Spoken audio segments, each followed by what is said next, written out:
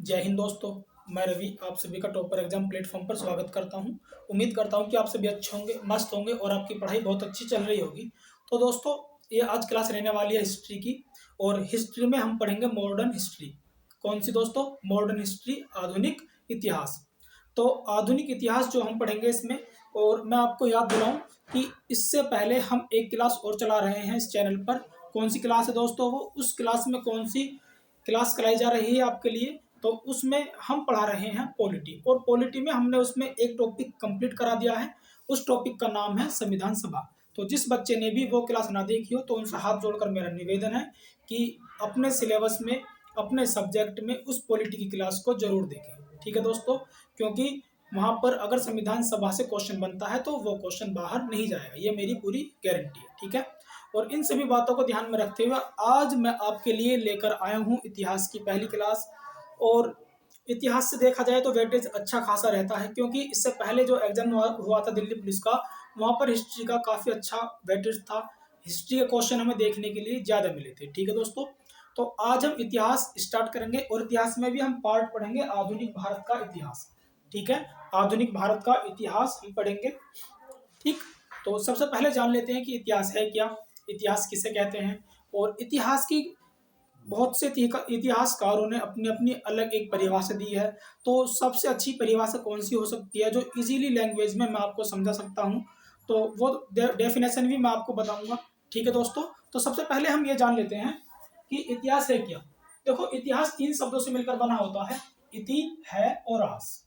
इति का मतलब होता है ऐसा ही, है का मतलब होता है निश्चित रूप से, और आस मीन्स था। तो ऐसा ही निश्चित रूप से था, ऐसा ही निश्चित रूप से था। तो इसका मतलब ये हुआ कि जो हम इतिहास पढ़ते हैं उसमें हम डेफिनेटली चीज पढ़ते हैं कि जो हम पढ़ते हैं वो निश्चित रूप से पहले हुआ था, वो घटना पहले घटित हुई थी। जैसे कि हमें पढ़ना होता है प्लासी का प्लासी का युद्ध। तो सन 1757 में प्लासी का युद्ध हुआ था, वो निश्चित है। ठीक है, तो इतिहास में हम निश्चित घटनाएं ही पढ़ते हैं। ठीक है, और एक इतिहासकार हुए हैं जिनका नाम है E.H. कार। क्या नाम है दोस्तों? E.H. कार। और उनकी परिभाषा मुझे सबसे अच्छी लगी, और इजीली लैंग्वेज में अगर मैं आपको बताऊं तो उनकी डेफिनेशन है जो उन्होंने इतिहास के लिए दी है। वो कहते हैं कि इतिहास अतीत और वर्तमान, क्या कहते हैं वो, कि इतिहास अतीत और वर्तमान के बीच में होने वाला निरंतर संवाद है जिससे हमारा भविष्य प्रकाशित होता है। और इतिहास को हम कालखंडों में नहीं बांट सकते, लेकिन हम इतिहास को कालखंडों में इसलिए विभक्त करते हैं जिससे कि हमें पढ़ने में, अध्ययन करने में कुछ सुविधा हो जाए। ठीक है, तो किसने कहा था ये? E.H. कार ने। आइए सबसे पहले हम परिभाषा लिखते हैं कि किसने परिभाषा दी थी। तो एक इतिहासकार हुए हैं E.H. Car. E.H. Car, E.H. Car कहते हैं कि इतिहास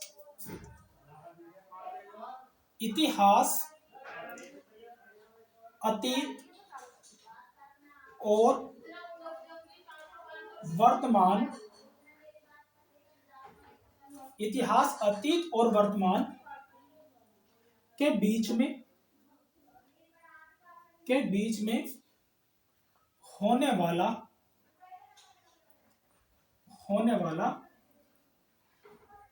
निरंतर संवाद है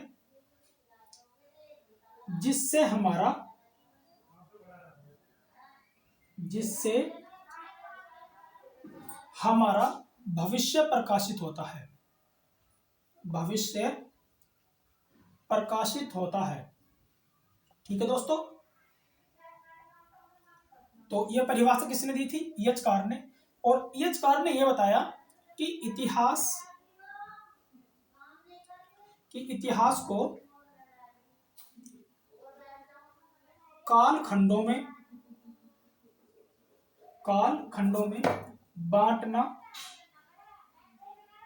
बांटना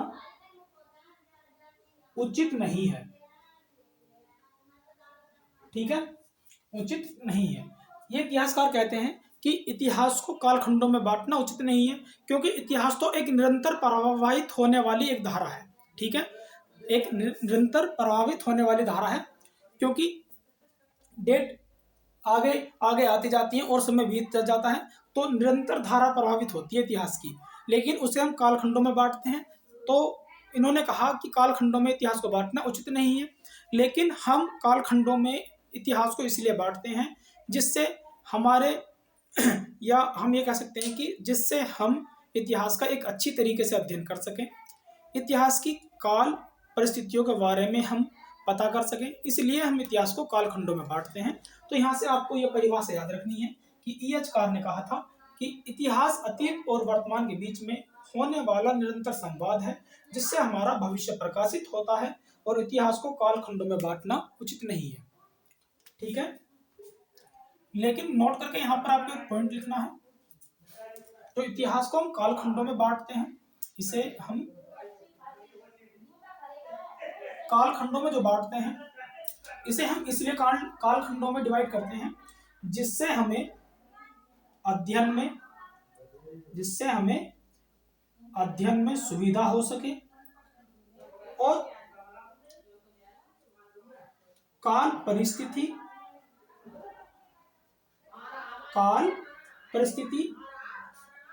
के बारे में पता चल सके। ठीक है दोस्तों, लेकिन अगर मैं आपको बताऊं इतिहास में काल परिस्थिति क्या है। देखो, काल परिस्थिति की अगर हम बात करते हैं तो वहां पर सामाजिक परिस्थिति अलग थी, आर्थिक स्थिति अलग थी और राजनीतिक स्थिति अलग थी। इन सभी स्थितियों को मद्देनजर रखते हुए हम इतिहास को कालखंडों में डिवाइड करते हैं।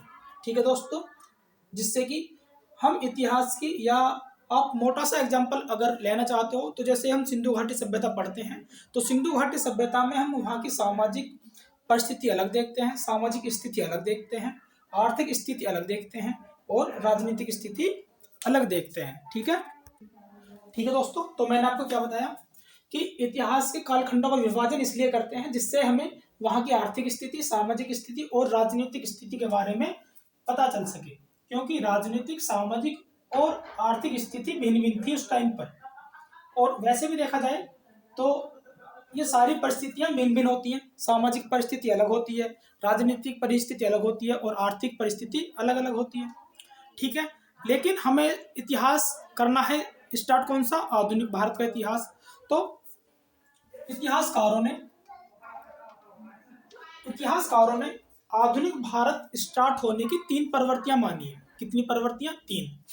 ठीक है, लिखते हैं यहां पर इतिहासकारों ने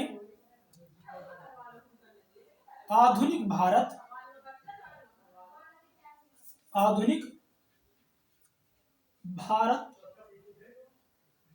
शुरू होने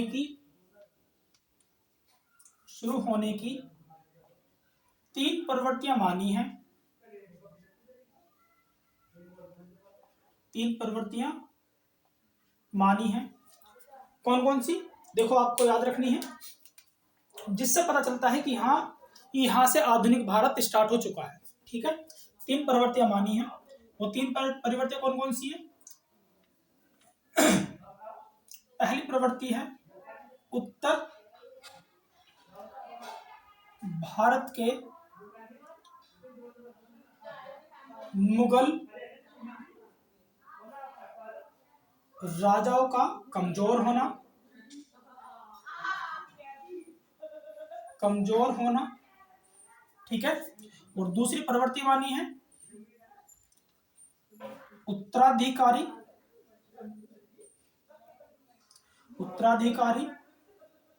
और क्षेत्रीय राज्यों का उदय होना। दूसरी प्रवृत्ति यह है। और तीसरी प्रवृत्ति कौन सी है? तीसरी है यूरोपियन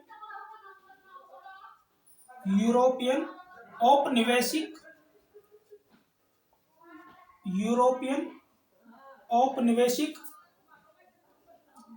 कंपनियों का भारत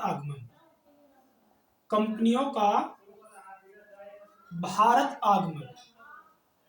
ठीक है, तो कितनी प्रवृत्तियां हैं ये? 3। इन्हीं प्रवृत्तियों से देखा जाए तो हमें पता चलता है कि आधुनिक भारत स्टार्ट हो चुका है। जैसे उत्तर भारत के मुगल शासकों या मुगल राजाओं का कमजोर होना, उत्तराधिकारी और क्षेत्रीय राज्यों का उदय होना, यूरोपियन औपनिवेशिक कंपनियों का भारत आगमन। ठीक है, ये 3 प्रवृत्तियां हैं जिनसे हमें पता चलता है कि यहाँ से आधुनिक भारत शुरू हो चुका है, क्योंकि इतिहासकारों ने यही 3 प्रवृत्तियां बताई हैं जिससे आधुनिक भारत की शुरुआत मानी जाती है। ठीक है दोस्तों, ठीक है, ये 3 प्रवृत्तियां हैं। देखो, सबसे पहले कौन सा पार्ट था संविधान का? सॉरी, संविधान का नहीं, इतिहास का कौन सा पार्ट था? प्राचीन भारत का इतिहास। फिर दूसरा मध्यकालीन भारत का इतिहास। फिर पहला प्राचीन भारत का इतिहास, दूसरा मध्यकालीन भारत का इतिहास और तीसरा आधुनिक भारत का इतिहास। ठीक है, जो आधुनिक भारत का इतिहास में एंड होता है एक पॉइंट पर, वो पॉइंट कौन सा है दोस्तों? औरंगजेब की मृत्यु। 3 मार्च 1707 को औरंगजेब की मृत्यु हो जाती है। औरंगजेब की मृत्यु के बाद जितने भी बाद के शासक हुए हैं, वैसे देखा जाए तो टोटल 11 शासक ऐसे हुए हैं जिन्हें हम उत्तरवर्ती मुगल शासक कहा जाता है। ठीक है, जिन्हें हम उत्तरवर्ती मुगल शासक कह सकते हैं। ठीक है, तो आधुनिक भारत की शुरुआत कहाँ से? औरंगजेब की मृत्यु होने के बाद, क्योंकि औरंगजेब की मृत्यु के बाद जितने भी शासक हुए हैं उन सभी को काउंट किया जाता है आधुनिक भारत में। ठीक है, आधुनिक भारत की शुरुआत वहीं से मानी जाती है, क्योंकि एक प्रवृत्ति ये भी है, उत्तर भारत के जो मुगल शासक थे, जो उत्तरवर्ती मुगल शासक हुए हैं। ठीक है, हम इन्हें दूसरी लैंग्वेज में क्या लिख सकते हैं? उत्तरवर्ती मुगल शासक। उत्तरवर्ती मुगल शासक। ठीक है, तो सबसे पहले इतिहास का हम यही वाला पार्ट पढ़ेंगे, उत्तरवर्ती मुगल शासकों का कमजोर होना। अब इसे करते हैं रफ। अब इस प्रवृत्ति को देखते हैं कि ऐसी क्या कंडीशन रही जिससे उत्तरवर्ती मुगल शासक कमजोर होते चले गए, और फिर उसके बाद जब उत्तरवर्ती मुगल शासक कमजोर होते चले गए तो कमजोर होने पर जो उनके अधीन राज्य थे, जो क्षेत्र थे उनके अधीन, उनका फिर उदय होना स्टार्ट हो गया। उन्होंने अपने आप को स्वतंत्र मान लिया। इसीलिए हम दूसरी प्रवृत्ति लिखते हैं यहाँ पर, उत्तरवर्ती मुगल शासकों का कमजोर होने के बाद दूसरी प्रवृत्ति है उत्तराधिकारी और क्षेत्रीय राज्यों का उदय होना, उनका स्वतंत्र होना। ये वो राज्य थे जो कभी मुगलों के अधीन हुआ करते थे। ठीक है दोस्तों, लेकिन जैसे जैसे हम आगे देखते हैं तो यहाँ पर तीसरी प्रवृत्ति जो है ये औपनिवेशिक कंपनियों का भारत आगमन, ये भी एक प्रवृत्ति है, क्योंकि यूरोपियन कंपनियों का आगे जाकर हम देखते हैं तो धीरे धीरे यूरोपियन कंपनी भारत में अपना पूरा कब्जा कर चुकी थी। ठीक है, पूरे भारत पर उसने कब्जा कर लिया था। ठीक, भारत उसके गिरफ्त में हो गया था। ठीक है, उन सभी को हम पढ़ेंगे फिर तीसरी प्रवृत्ति में। ठीक है दोस्तों, इसे करते हैं रफ। अब यहाँ से चलते हैं आगे। ठीक है दोस्तों, तो सबसे पहले हम पहली प्रवृत्ति को देखेंगे। पहली प्रवृत्ति कौन सी है? उत्तरवर्ती मुगल शासकों का कमजोर होना। उत्तरवर्ती मुगल शासकों का कमजोर होना। देखो, यह बात समझो, जैसे मेरे जिस हाथ में मार्कर है ये है मुगल। ठीक है, ये वो मुगल हैं जो औरंगजेब के बाद के हैं। ठीक है, पहले एक बात समझ लेंगे फिर हम आगे चलेंगे। ये है मुगल, और ये वाला जो हाथ है ये वो राज्य हैं, वो क्षेत्र हैं जो मुगलों के अधीन है। मुगल यहाँ पर हैं और क्षेत्रीय राज्य यहाँ पर है। जैसे जैसे ये वाले मुगल कमजोर होंगे तो ये नीचे की साइड चले आएंगे। नीचे की साइड मतलब इनका पतन होना शुरू हो जाएगा।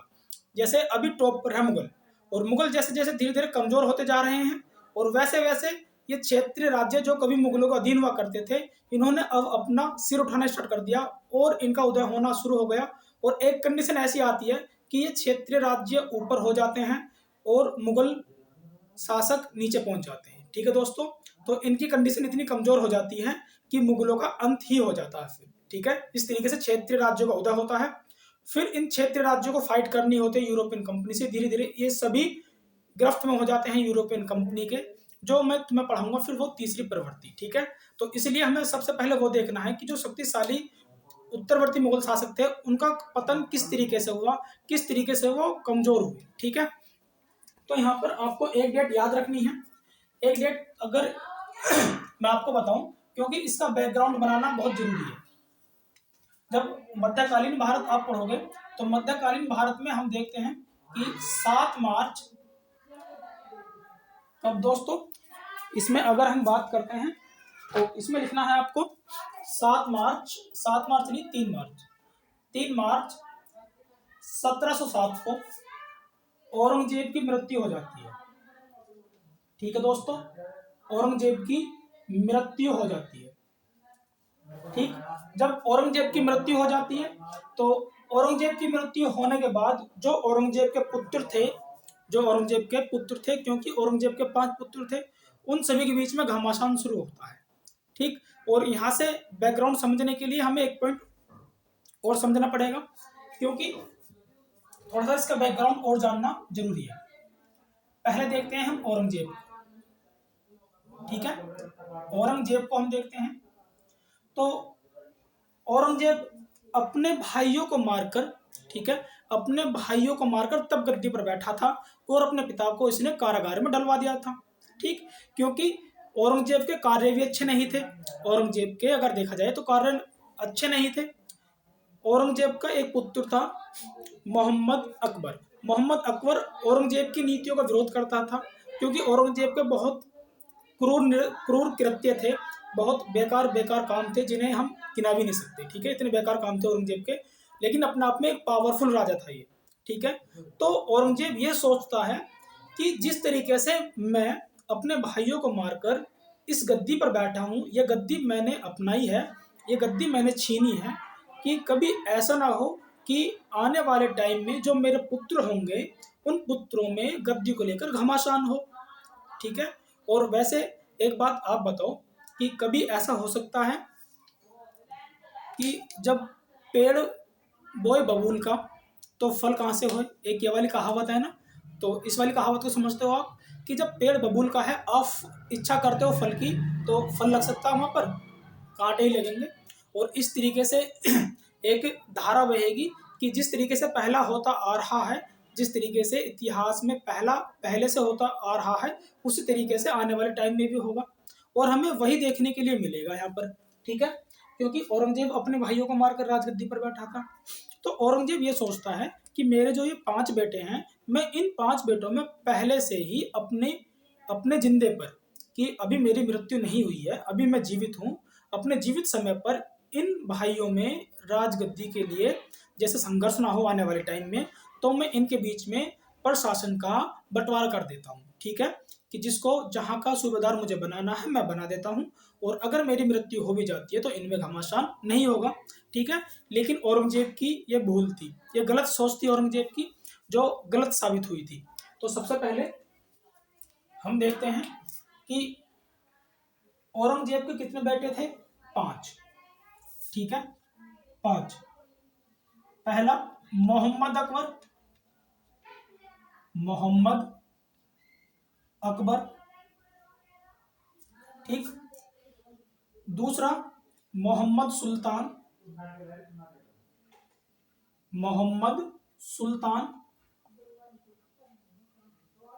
ठीक है, ठीक है दोस्तों, देखो इस क्लास में थोड़ा लाइट का इशू है, थोड़ी लाइट कम है आज इस क्लास में, तो आपको एडजस्ट करना पड़ेगा। ठीक है दोस्तों, और नेक्स्ट क्लास से हम इस लाइट का भी इशू खत्म कर देंगे। ठीक है, धीरे धीरे हम अच्छा कर लेंगे अपने स्टूडियो को। ठीक है, तो मोहम्मद अकबर, मोहम्मद सुल्तान और मोहम्मद आजम, मोहम्मद मुअज्जम और मोहम्मद कामबख्श। ठीक है, देखो सभी का आगे मोहम्मद लगा हुआ है। ठीक है, तो आपको ये कॉमन सेंस लगाकर तो अपने याद रखना है कि सभी के आगे मोहम्मद है, क्योंकि मुस्लिम ज्यादातर मोहम्मद ही लगाते हैं। ठीक है, कि मोहम्मद अकबर, मोहम्मद सुल्तान, मोहम्मद आजम, मोहम्मद मुअज्जम, मोहम्मद कामबख्श। ठीक है, देखो यहाँ पर ये मोहम्मद अकबर जो था ये विद्रोही पुत्र था औरंगजेब का, क्योंकि इसने शरण दी थी संभाजी को।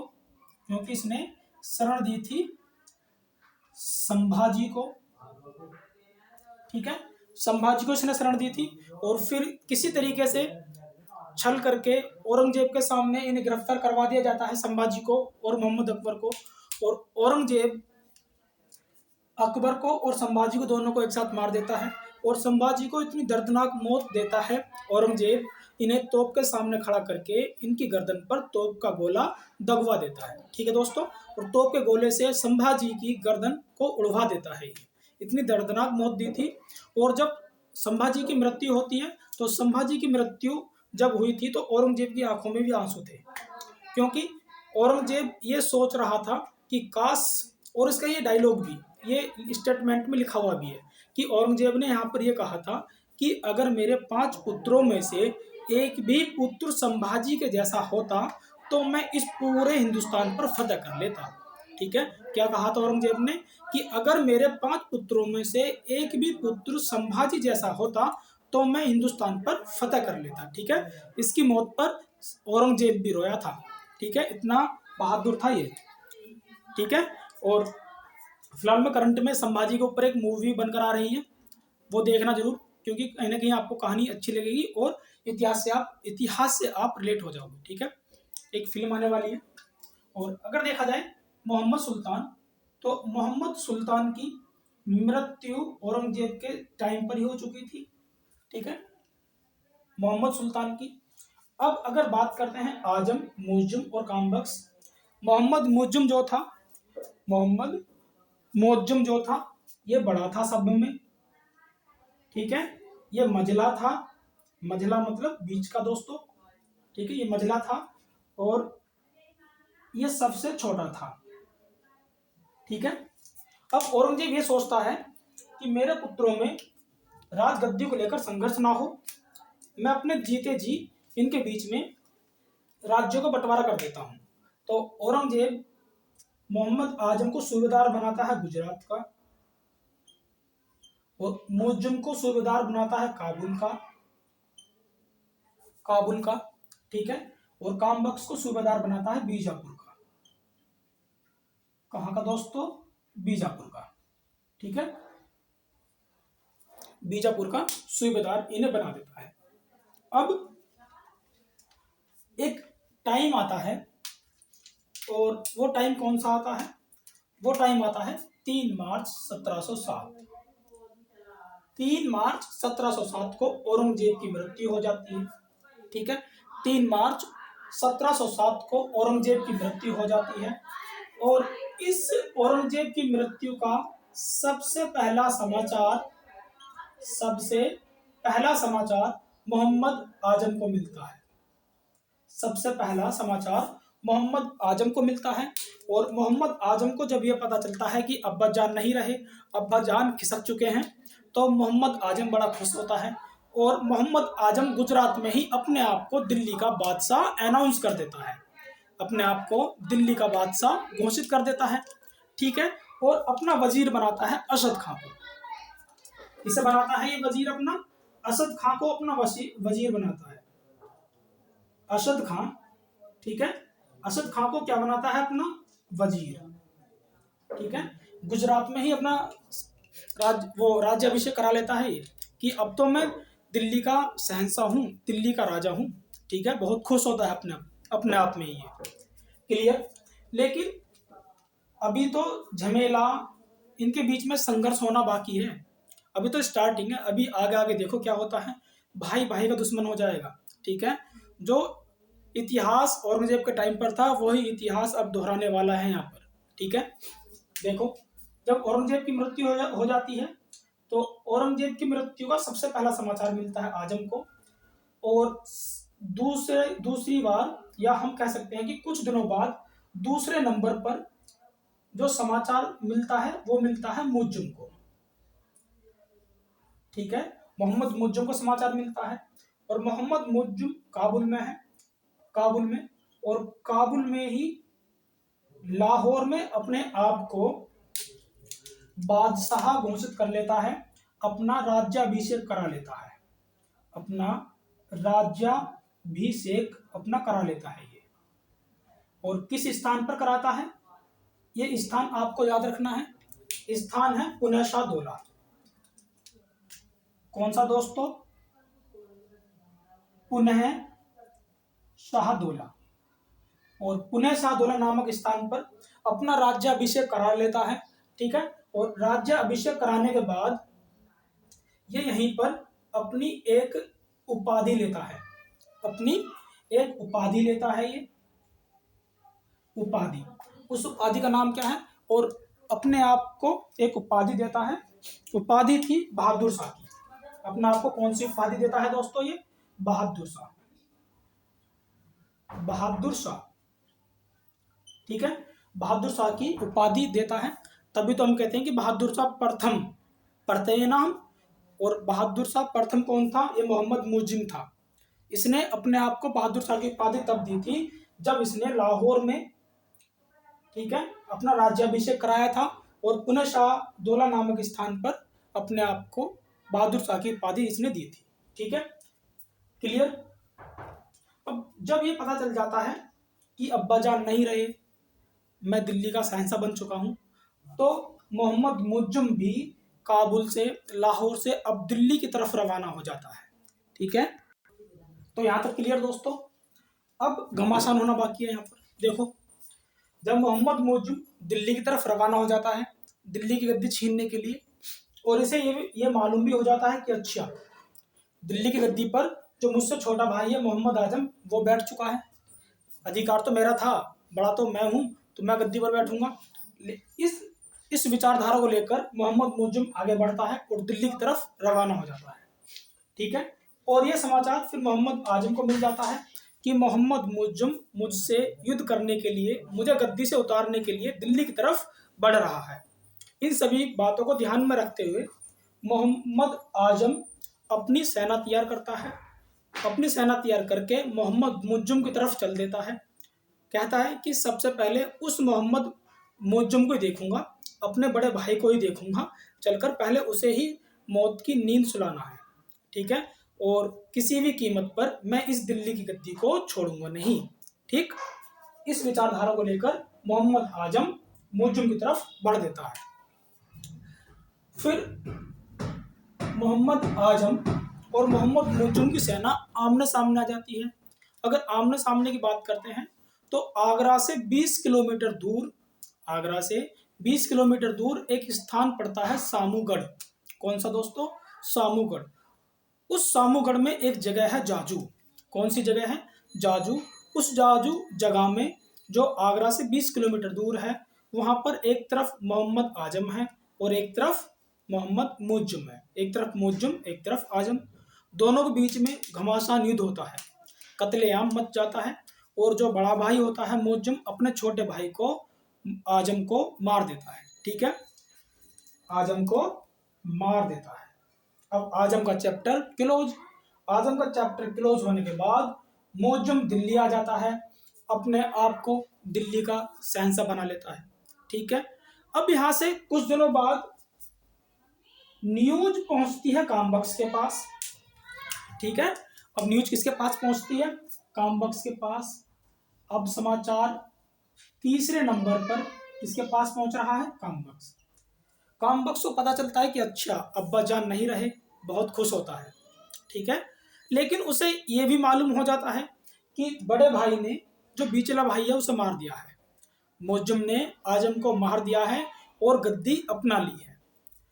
फिर कामबख्श कहता है कि अच्छा, इतना घमासान, बड़े भाई ने छोटे भाई को मार दिया गद्दी के लिए, अब मैं भी बड़े भाई को नहीं छोड़ूंगा। ठीक है, मैं भी बड़े भाई को नहीं छोड़ूंगा। और कामबख्श बीजापुर से रवाना हो जाता है आजम, मोहम्मद मुज्जम की तरफ। मोहम्मद मुज्जम को पता चलता है कि कामबख्श भी मुझसे युद्ध करने के लिए आ रहा है, दिल्ली की गद्दी छीनने के लिए आ रहा है। तो मोहम्मद मुज्जम भी कामबख्श की तरफ चल देता है और दोनों का घमासान युद्ध होता है। अगर हम बात करते हैं उस घमासान युद्ध की, तो हैदराबाद का युद्ध होता है दोनों के बीच में। कौन सा, हैदराबाद। उस हैदराबाद के युद्ध में मोहम्मद मुज्जम कामबख्श को मार देता है।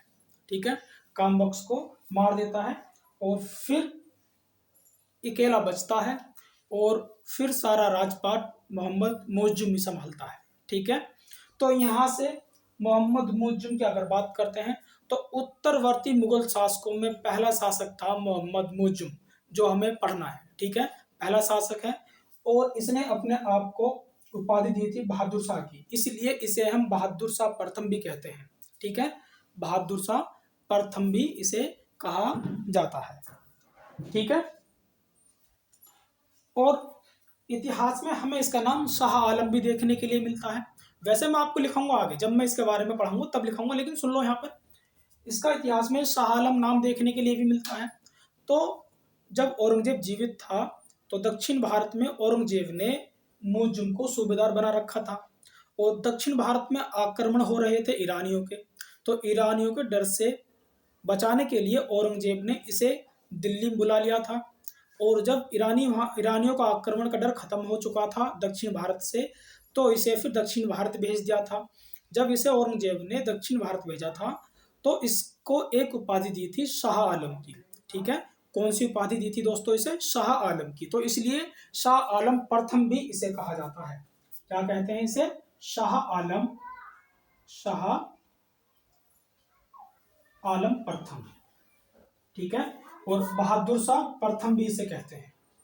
ठीक, तो कितने नाम? बहादुर शाह प्रथम और शाह आलम प्रथम। ठीक है, इस तरीके से अब हमें पढ़ना है उत्तरवर्ती मुगल शासकों में मोहम्मद मुअज्जम। ठीक है, मोहम्मद मुअज्जम पढ़ना है और उत्तरवर्ती शासक हमें देखने हैं। क्लियर? तो इसे रफ करते हैं, चलते हैं यहाँ से आगे। तो दोस्तों अब हमें देखना है उत्तरवर्ती मुगल शासक, और उत्तरवर्ती मुगल शासक में हमें पढ़ने होते हैं 11 शासक। ठीक है, 11 शासक कौन कौन से? Mohammad Muazzam, Jahandar Shah, Farrukhsiyar, रफीउद्दर्जात, रफीउद्दौला, Mohammad Shah, Ahmad Shah, Alamgir second, Shah Alam second, Akbar second और बहादुर शाह सेकंड। ठीक है, मोहम्मद मुअज्जम, अब इनका टाइम पीरियड और देख लेते हैं। मोहम्मद मुअज्जम 1707 से 1712, और ये 1712 से 1713, और ये 1713 से 1719। ये बना था 3 माह 4 दिन। ठीक है दोस्तों, 3 माह 4 दिन। और ये बना था शासक 3 माह 11 दिन। ठीक है, 3 माह 11 दिन। आगे मोहम्मद शाह 1719 से 1748, और ये 1748 से 1756, ये 1756 से 1759, 1759 से 1803, ये 1803 से लेकर 1837, और ये 1837 से लेकर 1857। ठीक है, इनका टाइम पीरियड भी याद रखना है। ठीक, तो अब हम नेक्स्ट क्लास जो करेंगे उस नेक्स्ट क्लास में मोहम्मद मुअज्जम से स्टार्ट करते हैं। ठीक है, और ये पहली प्रवृत्ति है उत्तरवर्ती मुगल शासकों का कमजोर होना। तो हमें ये उत्तरवर्ती मुगल शासक पढ़ने हैं और इन्हीं के बारे में हमें जानना है कि किस तरीके से इनका पतन हुआ था, किस तरीके से इनका कमजोर होना शुरू हो चुका था। ठीक है, तो हम इस नेक्स्ट क्लास में जो आगे नेक्स्ट क्लास लगाएंगे उसमें मोहम्मद मुअज्जम पढ़ेंगे। ठीक है, मोहम्मद मुअज्जम, फिर जहांदार शाह, फिर फर्रुखसियर, फिर 1 बाय 1 इन सभी को हम डिटेल्स में पढ़ेंगे। ठीक है, और सभी की फुल कहानी हम जानेंगे, क्योंकि इतिहास को अगर कहानी के रूप में ना पढ़ा जाए तो किस बात का वो इतिहास। ठीक है, अब इन सभी राजाओं की मैं आपको कहानी बताऊंगा, एक एक डिटेल्स में लिखाऊंगा, सारी डेट्स में लिखाऊंगा। ठीक है, और अगर देखा जाए तो यहाँ से क्वेश्चन बनता है, तो एग्जामिनर अगर यहाँ से क्वेश्चन पुटअप करेगा तो यहाँ से एक भी क्वेश्चन बाहर नहीं जाएगा। ठीक है दोस्तों, तो मिलते हैं आपसे नेक्स्ट क्लास में, और कमेंट में बताना कि ये सेशन कैसा लगा। अगर सेशन अच्छा लगा हो तो इसे शेयर, लाइक और सब्सक्राइब कर देना। ठीक है, सभी से हाथ जोड़कर निवेदन है, और तब तक के लिए धन्यवाद। जय हिंद और जय भारत।